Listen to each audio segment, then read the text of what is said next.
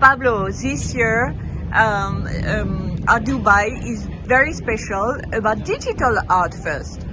Yes, because we've been monitoring what was going on since the boom of the NFT culture and art in the art community, and we were looking what other projects were putting together and how it was explained where it comes from.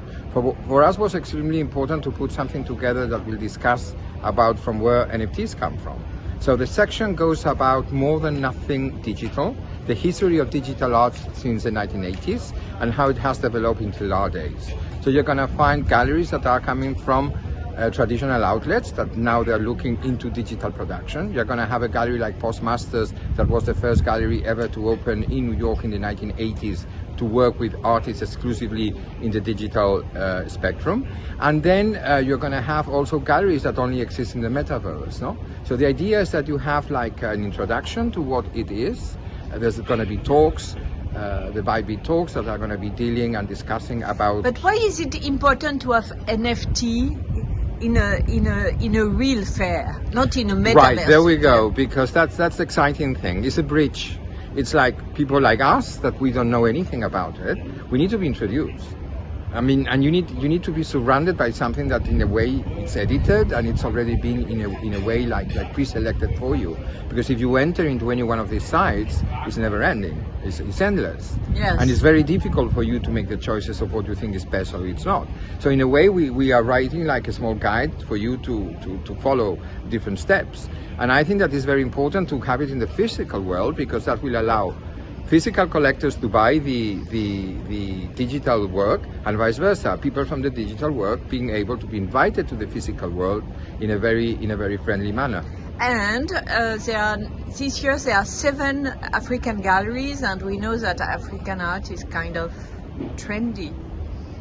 Well, I think that it was trendy at a certain stage because prices were very affordable, and I think that many collectors, well, it was like money is like chewing gum, you can sort of stretch it. But I think that now some of the most important and exciting African artists are starting to have prices in the same level as Western artists. So I think that it's more about the new aesthetics they're bringing into the scene. What is the aesthetic? I think it's a way of understanding human figure and social situations and issues in a completely different way.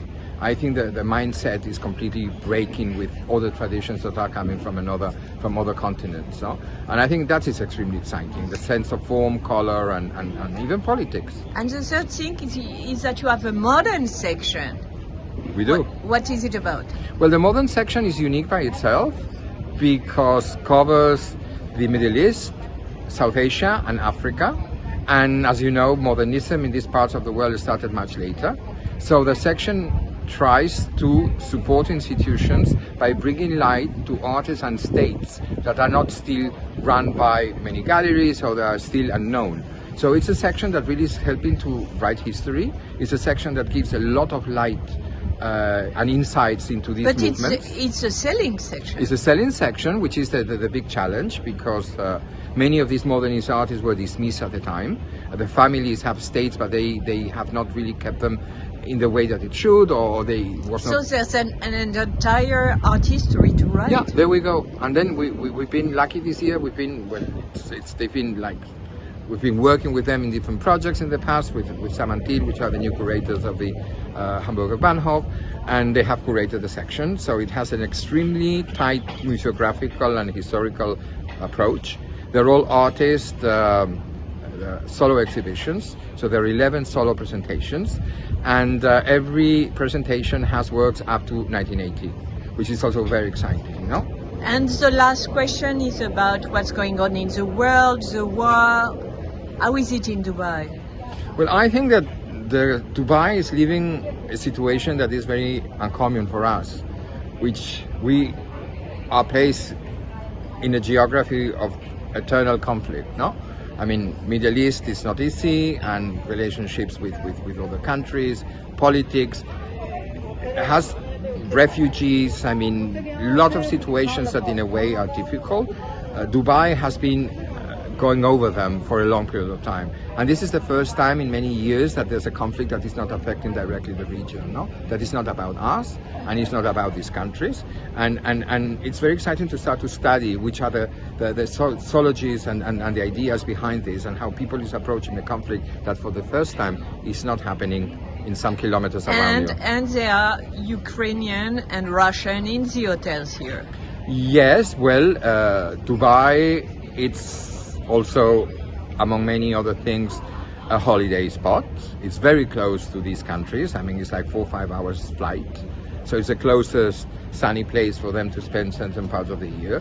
Having a population that has been traveling to the Emirates for a long period of time, the Russians and Ukrainians with second residencies here. So yeah, I mean, it's part of the many communities that they build up Dubai. Merci. Vous en prie.